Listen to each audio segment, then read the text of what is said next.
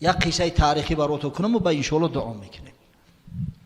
واقعا سالهای 50 عصر 20 در فرانسه به وقوع پیوسته است.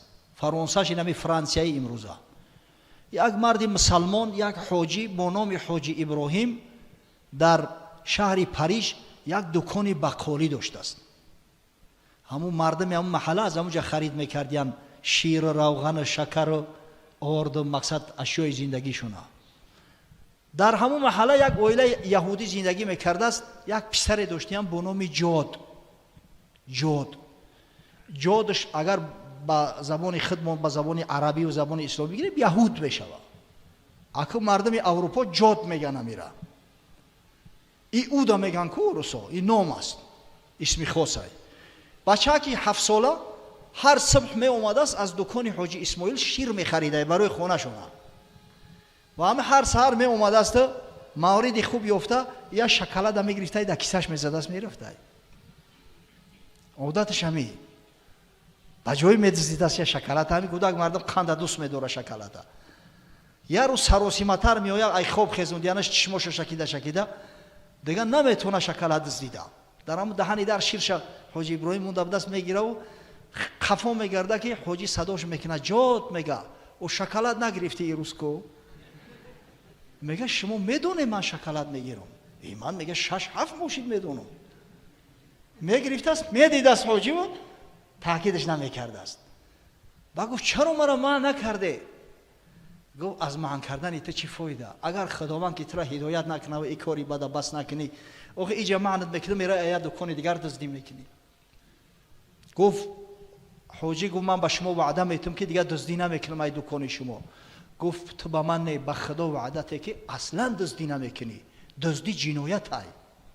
نصیحت ببینی. فرزند خدا را نصیحت نمیکنیم. دزدی جنایت های. گفت با این مرد هم وعده کرد که من دیگر دزدی نمیکنم. یا شکلات خودش برآور دادش. هر سحر می اومده است شیر میگرفته است حاجی هم یا شکلات خودش میداد استش.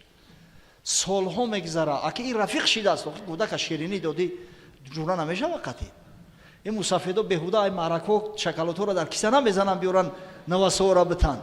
او برای دیلیاوی استی. هر مشکلی که به سر ایجاد می اومده است حتما پیش همین حاجی می اومده. خواه درست سپاریده نتونه. خواه یگون بچه قدی گپش بگریزه.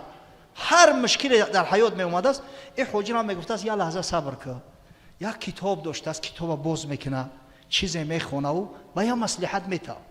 قدرت خداوند همون مصلحت همین خیلی با موردی خشروی میاد که مشکلش حل میشود.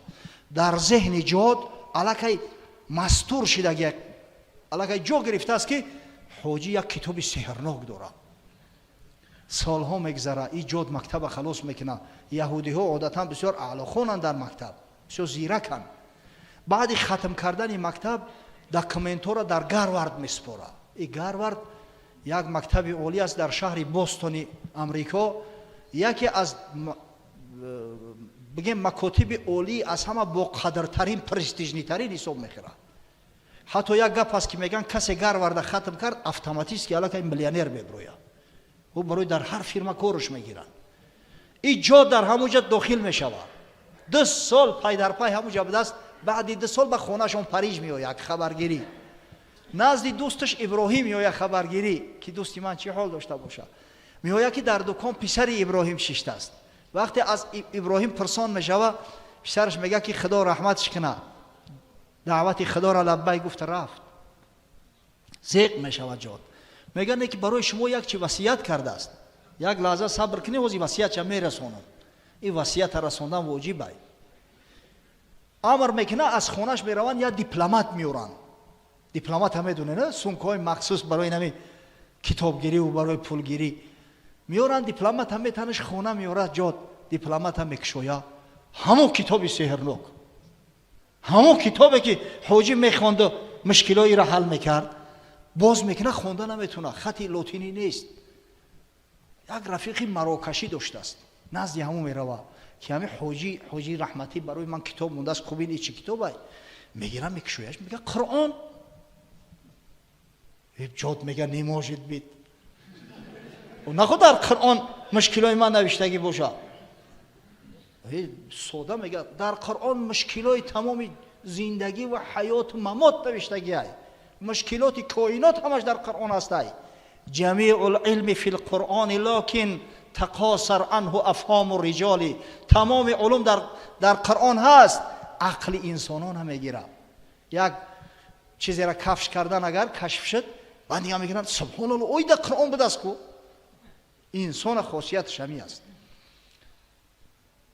جاد هوسمند میشود، قرآن هم میخونه، اول به زبان فرانسوی، بعدا آیسته آیسته میآموزه به عربی یادش میگیره. در مدت 3 سال به هدایت خداوندی همه جاد قرآن حفظ میکنه، مسلمان میشود.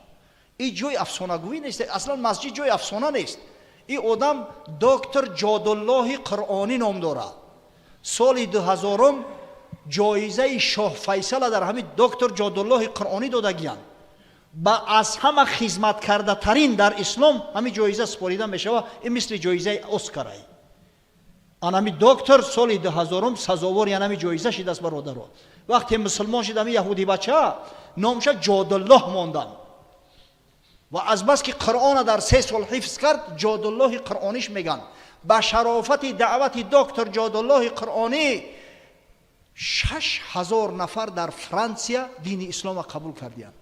نصرانی ها برادرای عزیز با این اکتفا نمیکنه. رسپوبلیکای افریقای جنوبی میکوچه میآید. یوار در مدت 3 سال در یوار، اما سال 2000 یوار اومده است، در مدت 3 سال به شرافت دعوت دکتر جادالله 1 میلیون زنگی از قبیله زولوس دین اسلام قبول میکنند. الله اکبر. در سن 53 سالگی خدا رحمت مغفرتش کنه ایما جوانتر بوده است. دکتر جادالله قرآنی در شهر پریتوریا از دنیا میگذره. حالی در همین رسپوبلیکای افریقای جنوبی در شهر پریتوریا قبرش است. مسلمانایی که با خبر و آگاه هستن وقتی که رفتن زیارت میکنن قبرش. به قدر این حیات رسیدن در کار، به قدر علم رسیدن در کار، به قدر دین رسیدن در کار، به قدر آزادی رسیدن در کار، به قدر آبادی رسیدن در کار.